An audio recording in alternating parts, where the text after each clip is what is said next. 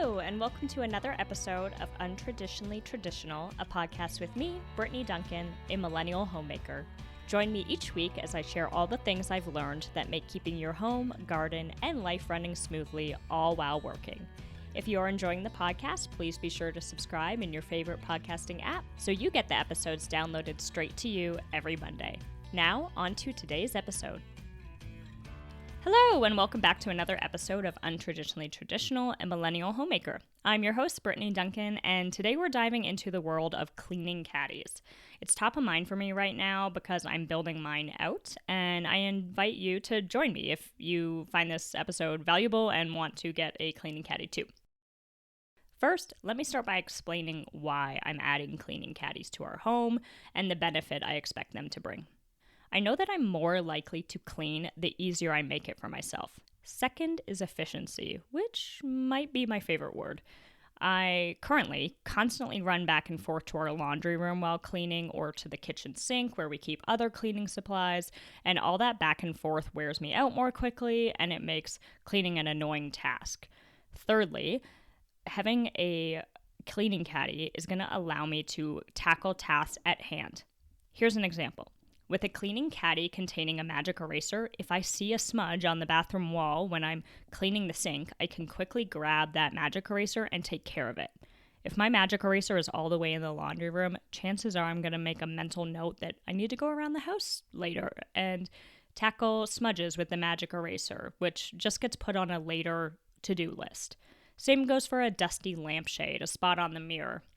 The caddy lets you have what you need at your fingertips so that you can keep up more easily. By having those products with you, you can just tackle that spot right then, and it doesn't become another to-do list later on in life.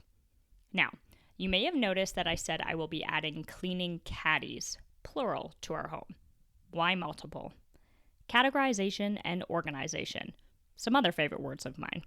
When we clean our homes, chances are we have different products for different rooms, as well as some overlap. Before you buy some caddies and pop everything into them, I suggest doing the following. Step 1. Decide what caddies would make your cleaning and life easier. For me, I've decided on a kitchen caddy and a living, bathroom, bedroom caddy. Essentially, the second one is everything but the kitchen caddy, if I really think about it. Write a list of all the products that would be ideal to have in each caddy. Here's my breakdown. Kitchen caddy, barkeeper's friend, scoring cloth and sponge, rubber gloves, 2 cotton rags, 1 microfiber cloth, Wright stainless steel spray polish, Method wood counter spray, Wright's stovetop cleaner, razor blade with a safety cover, Swiffer duster stick and extra replacement head, and Mr. Clean magic eraser. Everywhere else in the house caddy, barkeeper's friend, rubber gloves, 2 microfiber cloths, soft scrub cream surface cleanser, grout brush, squeegee, lint roller, spray away glass cleaner, roll of paper towel, scoring cloth and sponge, Mr. Clean magic eraser, Chom Chom. If you don't know what the Chom Chom is, go over to my Instagram or shoot me a message on Instagram and I'll send you a reel I made with it. Essentially, the Chom Chom is life if you have pets that shed and you need to get hair off of your sofa or carpet or enter fabric options that hair sticks to. You can do that at Untraditionally Traditional Pod. Okay, back to the list. Old English, Swiffer duster stick and extra replacement head, and small trash bags. Now you may have noticed that there's a lot of duplicates on there. Why not just use the same basket? Simplicity helps you to focus. When I'm cleaning my kitchen, I do not need the lint roller that I use for removing dust off of fabric lampshades, nor do I need the Chom Chom. When I'm cleaning the bathroom, I don't need the stainless steel polish that I use in the kitchen. You get the idea. Only carry what you need and keep it divided. The next step is to gather the items that you intend to put into each caddy and lay them into 2 sections on your counter or table. This helps you to visually see what size of caddy you might need for each pile. If one of your piles is a lot smaller than the other, buy a smaller caddy. What you don't want to have is 5 products in a large caddy so that they're constantly toppling over and becoming jumbled. That's annoying. It's going to make you not want to use the caddy in the first place. You might opt to get a smaller caddy that has built-in dividers if you only have a few products so everything does stay upright. For your large pile, which is likely going to be your bathroom, living, bedroom, everywhere else caddy if you follow the same method I'm going to use.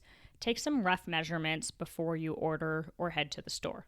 Again, you want everything to fit into the caddy nicely so that you're not having to remove an item to access another. There should be no digging in the caddy.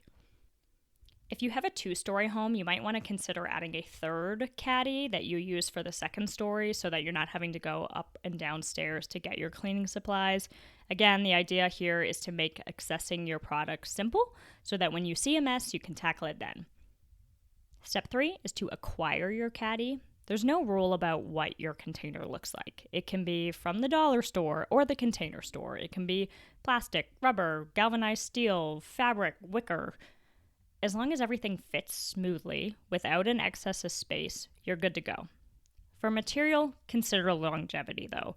While the ones from the dollar store are going to be much less expensive, feel the plastic and consider how long it's going to last. You might end up replacing it if it cracks, so maybe you decide to just buy once and get a better quality one from the beginning. With fabric, just make sure that you're not putting dirty cloths back into the caddy because then it's going to get, stained and gross. Rubber is a nice option because it can be manipulated a little bit to fit your products. But again, you want to make sure it's not so flexible that your products are not standing upright. For me, I think a thick plastic caddy is going to be the answer, and I'll tell you why. It offers stability, longevity, and allows me to put my damp cloths in there. If I need to clean it, sometimes cleaning products spill or, leak. If I need to clean it, I can easily wipe it down or scrub it in the kitchen sink. Handles are another factor to consider. If you're at the dollar store or the hardware store or Target looking for caddies, bring a few options that you're considering to the cleaning supply aisle and put some products in there and then carry the basket. Is the plastic on the handle sharp? Is it hard to access the handle once you actually have cleaning products in there? These are things to consider before swiping your card. Truthfully, what I will probably do is order several options from Amazon, see what fits our materials best, because it is hard to eyeball, and then just make sure that it fits my exact needs. I encourage you to think about where else a caddy could be helpful too. I'm actually going to be ordering 3 whenever I place my final order because I'm going to create a garden product caddy.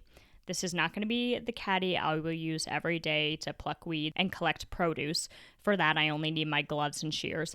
But this caddy will be my garden maintenance caddy. In it, I plan to put the following: a second set of shears and gloves, arm sleeves for twining or really getting into the plants. Some of the cucumber or squash plants are kind of spiky and really irritate my skin, so I try to wear long sleeves or arm sleeves for when I'm getting in there. Scissors and twine, which I use for managing unwieldy vines and branches. Pretty much all the plants that we get are indeterminate, so they do run wild. So I do have to maintain them, and twine and scissors are really helpful for that. An organic slug deterrent. We have a lot of slugs and snails, and I don't want them eating my produce.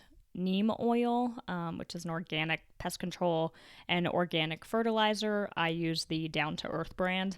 And so that's what I'm going to use in my garden caddy. And note that I do not want to add occasional materials to my caddy. When I use Pine Sol to mop our floors, I don't do that every week, so I don't need that in my caddy. I'm going to store my Pine Sol next to my mop with the extra mop heads. In my garden caddy, I will not be adding seasonal supplements like Berrytone or sulfur. These products get added like 3 times a year, and I store them together and I can grab them for that occasional time. I don't have kitchen trash bags in the caddy because you're likely going to need to take the trash out outside of your active cleaning time. But I do keep the bathroom trash bags in the caddy though, because those items get removed during the regular cleaning. The idea is to include what you use regularly and leave out the items that you don't. If you have any caddy tips, let me know on Instagram. Again, that's Untraditionally Traditional Pod. I'd love to hear and share any tips that you have. Please share this episode with a loved one or friend that will find this helpful. And until next time, have a great week, everybody. Thank you for listening to this episode of Untraditionally Traditional. If you enjoy the podcast, please share it with those special people who would love it too, and write a review. For more tips and photos of my home and garden, follow Untraditionally Traditional Pod on Instagram. Until next week, let's continue to make our homes places of joy and service to ourselves and those we share them with.